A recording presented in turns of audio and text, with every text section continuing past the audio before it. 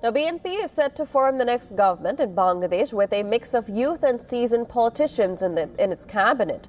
And this comes as Jamaat-E-Islami-led alliance raised concerns of irregularities in vote counting and deposed leader Sheikh Hasina calling the elections a sham. Having secured two-thirds majority in the 13th parliamentary election, BNP is preparing to form its new government under chairman Tariq Rahman, who is poised to become the next prime minister.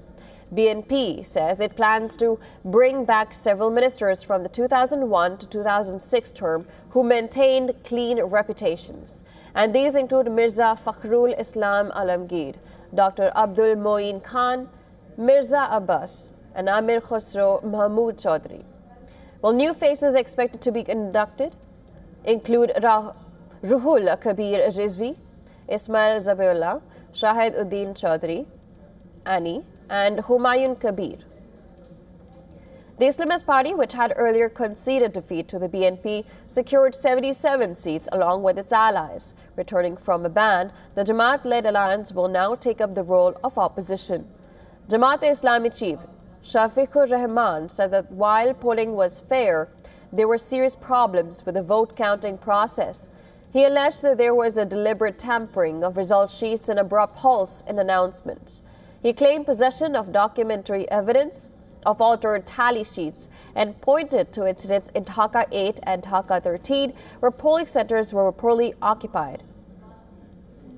Shafiqur Rahman said that the alliance plans to seek redressal from Election Commission.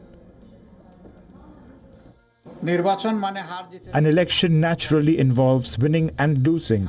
If that win or loss happens in a normal and fair way, then no one usually has any major objection to it. Everyone generally accepts it. But if there is serious discrimination or irregularity, then naturally it raises questions. Now, former Prime Minister and leader of banned Awami League Sheikh Hasina has denounced the election, calling it a sham and a farce. She alleged that while voters were absent at polling stations, yet their votes appeared in the counting. She accused authorities of manipulating the results.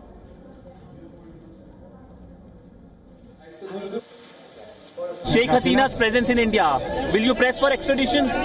This is, I think you know by this time, the government, interim government and the foreign ministry are already pursuing the case for her extradition. We also support it.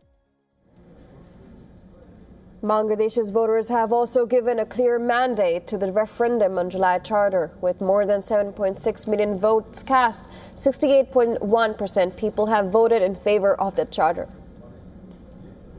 There are three main provisions in the charter that has received acceptance, and these include mandatory caretaker governments before elections, ensuring independence of the Judiciary and Election Commission, creation of a new 100-member Senate elected on proportional representation, and a referendum seeking approval of 30 proposals, including greater representation of women in Parliament.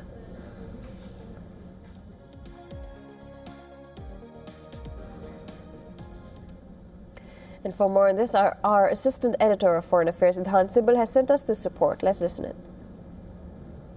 The focus on the ground here in Dhaka is on government formation. We have seen the landslide victory for the BNP, and all through yesterday we saw hectic meetings happening chaired by Tariq Rahman, who is tipped to be the next Prime Minister of the country. The focus, of course, shifts on how the oath-taking ceremony will happen and who will be invited. It's being mulled that the leaders from the region could be invited for the oath-taking ceremony due to take place in a few days' time. But for the new leadership, focus will be also dealing with the challenges, including on the economic front, on the foreign policy front, especially ties with India. So far, it looks like there is a conciliatory tone, and we saw the Indian Prime Minister being the first foreign leader to speak to Tariq Rahman and extending his congratulations. With video journalist Neeraj Patel, Sudhan Sibal for WION in Dhaka, Bangladesh.